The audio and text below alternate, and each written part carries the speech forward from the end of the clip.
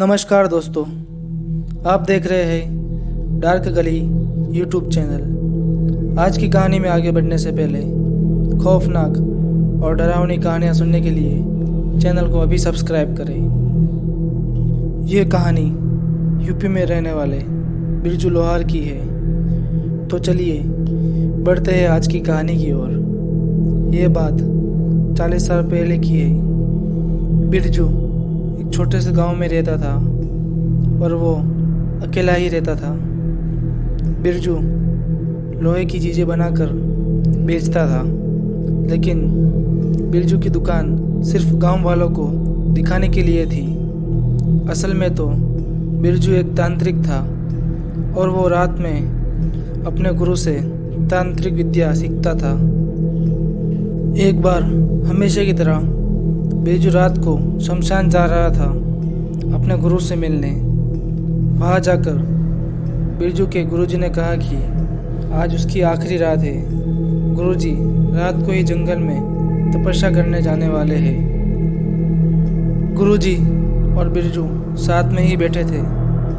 तभी बातों बातों में उल्टे पैरों वाली डायन की बात निकली। तब गुरुजी ने बताया कि उल्टे पैरों वाली डायन बहुत ही ज़्यादा खतरनाक होती है। वो अपनी मीठी मीठी बातों से किसी को भी वश में कर लेती है और उसका अंत तय होता है।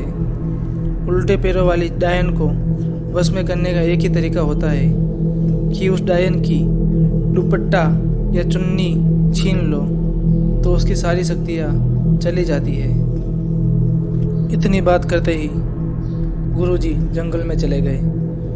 कुछ रातों तक बिरजू रोज शमशान में जाकर तांत्रिक क्रिया करता था। एक रात जब बिरजू शमशान से गांव जा रहा था, तब बिरजू ने जंगल के रास्ते जाने की सोची और तरफ बढ़ने लगा। रात के अंधेरे में और सुनसान जंगल के बीच बिरजू चला जा रहा था। तभी अचानक बिरजू को किसी औरत के रोने की आवाज़ आने लगी। बिरजू ने इधर उधर देखा तो एक पेड़ के नीचे एक औरत नीचे मुंह करके बैठी हुई थी और रोए जा रही थी।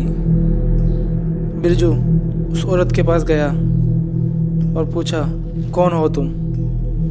इस जंगल में क्या कर रही हो? तो वो औरत कुछ नहीं बोली और वो सिर्फ रोए जा रही थी।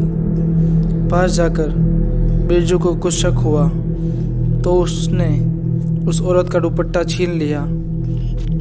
फिर वो औरत जोरों से चिल्लाने लगी और जोर जोर से रोने लगी।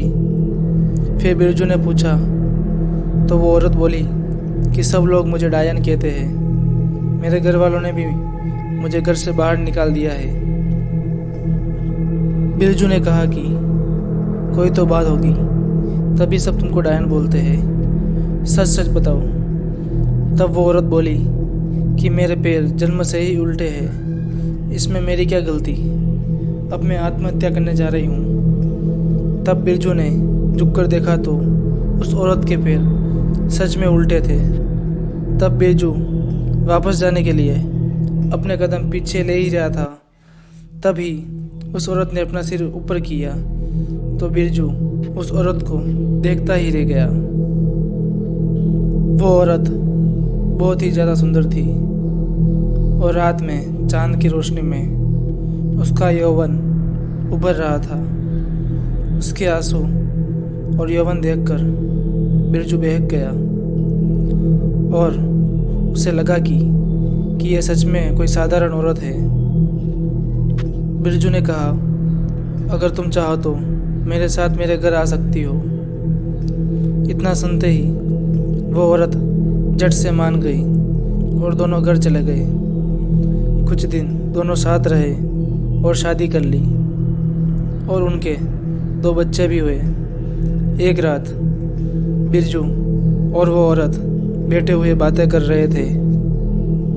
तभी वो औरत बोली, उस दिन जंगल में जो तुमने मेरा दुपट्टा लिया था वो मुझे वापस कर दो, क्योंकि वो मेरी माँ की आखिरी निशानी है।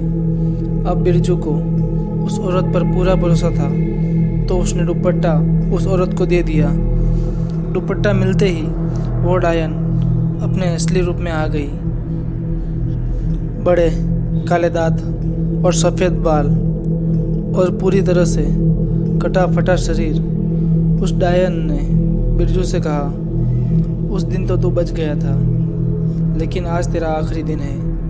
इतना सुनते ही बिरजू अपने बच्चों को बचाने के लिए भागा और बिस्तर पर लेटे अपने बच्चों को देखा तो अब वहाँ कोई नहीं था, सिर्फ काली राख पड़ी हुई थी।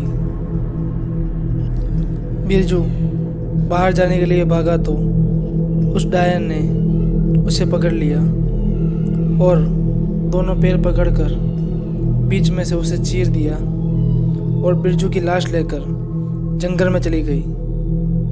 तो दोस्तों, आज की कहानी में बस इतना ही।